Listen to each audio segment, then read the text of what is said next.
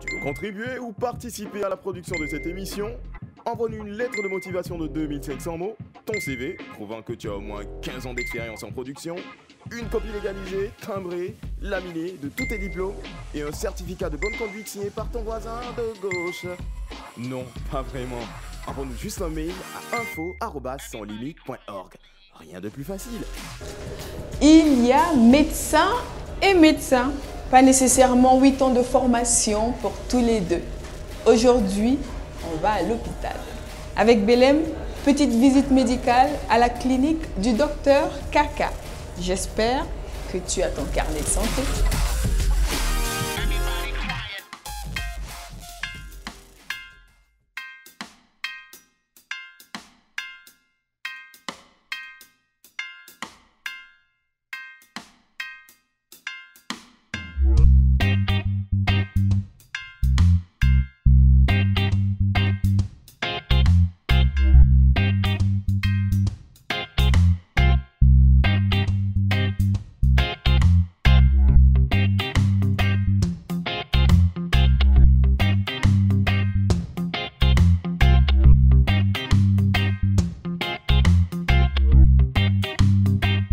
J'ai rendez-vous avec le docteur Kaka, Kader Kaboré. Kaka est un spécialiste en recyclo-transfo-arthrologie.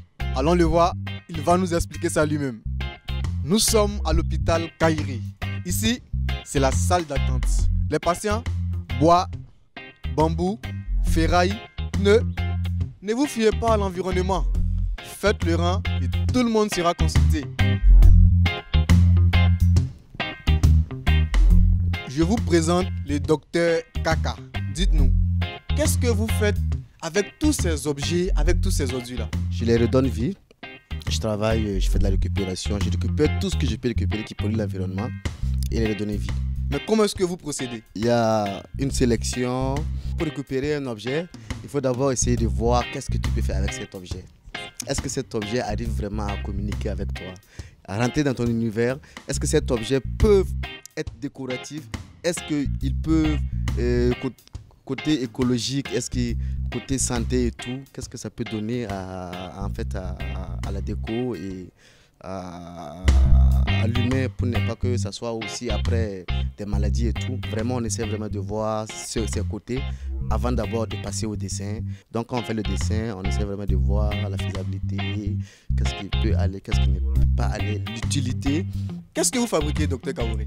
On essaie de fabriquer un peu de tout. Tout ce qui peut être utilitaire dans une maison, dans des jardins. Vous récupérez des objets et vous en faites un business. Dites-moi, vous avez fait peut-être une école d'environnement ou bien vous avez reçu une révélation? C'était quoi votre idée au départ? École d'environnement, non. Révélation, non. Tout d'abord, je pense que c'est une passion. Ce passion-là, c'est de toucher à la matière.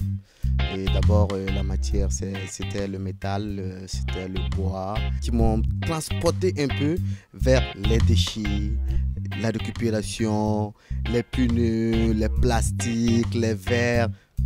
Voilà, tout ce qu'on peut récupérer. Et j'ai eu aussi, entre guillemets, la chance aussi de faire l'école de design industriel à Paris.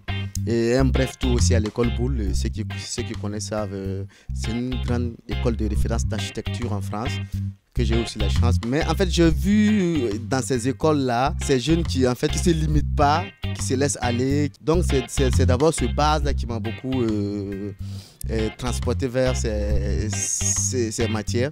Et voilà, aujourd'hui, ça fait un business, ça fait de la déco et puis ça va. Une passion. Vouloir communiquer avec son environnement. Nous allons voir Dr Kaboré en salle d'opération.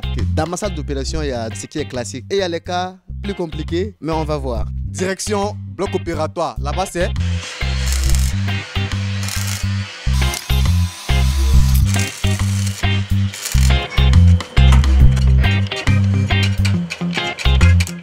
Quel conseil pouvez-vous donner à ces jeunes qui veulent se lancer dans l'entrepreneuriat, mais qui hésitent encore? La souffrance a un gain. C'est des étapes, c'est des leçons. Parce que ces jeunes entrepreneurs, c'est des traceurs de chemin.